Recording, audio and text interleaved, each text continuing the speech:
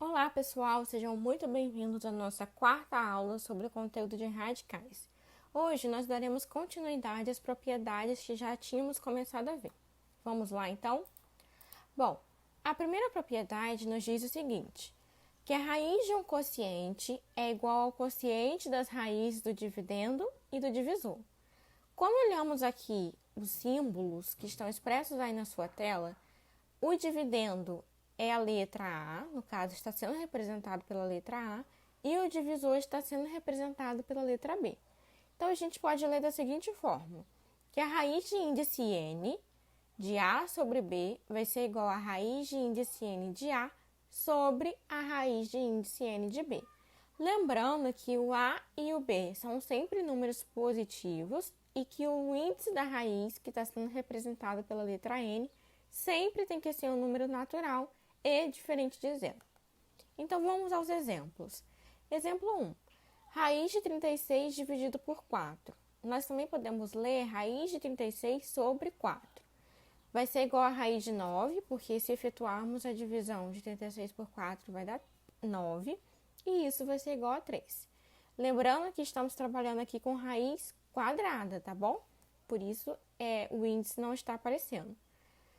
Nós também sabemos que raiz quadrada de 36 vai ser igual a 6 e que a raiz quadrada de 4 vai ser igual a 2. E aí você pode pensar o seguinte comigo. Se efetuarmos a divisão de 6 por 2 também não vai dar 3? Então, aqui um exemplo de que essa propriedade é válida para os casos em que A e B são positivos e que o n, que é o índice da raiz, é um número natural diferente de zero. Bom, a gente pode generalizar isso da seguinte maneira. Reescrevendo esse radical que foi apresentado aí para você, utilizando os expoentes racionais que nós vimos na videoaula anterior. Então, reescrevendo com o expoente racional vai ficar da seguinte forma. Lembrando que o numerador é sempre o expoente que está no radicando e o denominador é sempre o índice da raiz. Nesse caso aqui, o expoente é 1. E o índice é n, então por isso que ficou a fração 1 sobre n. E aí nós elevamos radicando a esse expoente racional. Utilizando a propriedade de potenciação, a gente distribui esse expoente tanto pro numerador quanto pro denominador. Por isso aqui está a elevado a 1 sobre n e b elevado a 1 sobre n. E aí nós podemos voltar para a propriedade de radicais. Voltando aqui para a raiz, o numerador é sempre o expoente do radicando e o denominador vai ser sempre o índice. Por isso, temos a raiz de índice n de A sobre a raiz de índice n de B. Então, a gente mostra aqui, generalizando, que a propriedade sempre vai funcionar. Bom, da mesma forma que vai ser válida quando falamos do produto. Lembra que nós vimos essa propriedade na videoaula anterior?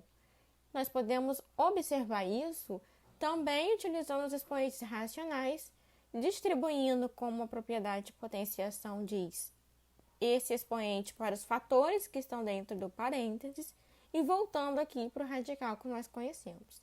Lembrando que o expoente sempre fica no numerador e no denominador sempre vai estar o índice da raiz, seja ele 2, 3, 4 ou qualquer outro número natural, diferente de zero.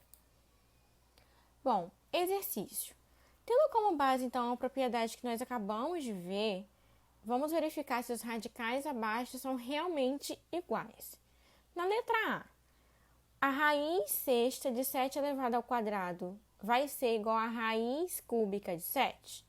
E aí, como que a gente pode observar isso? Dividindo ali por 2, ó. Dividindo o 6 por 2, o 2 por 2, teremos realmente a raiz cúbica de 7.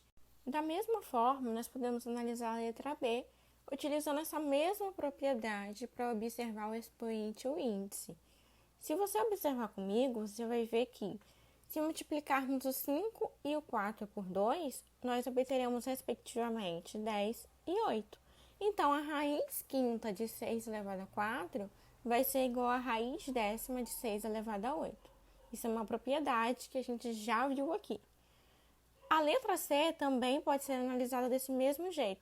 Então, a raiz sexta de 5 elevado ao cubo vai ser igual à raiz cúbica de 5?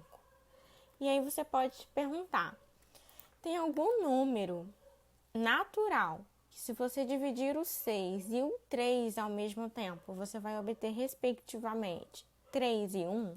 Porque quando o expoente não está aparecendo ali no radicando, significa que nós temos o expoente 1.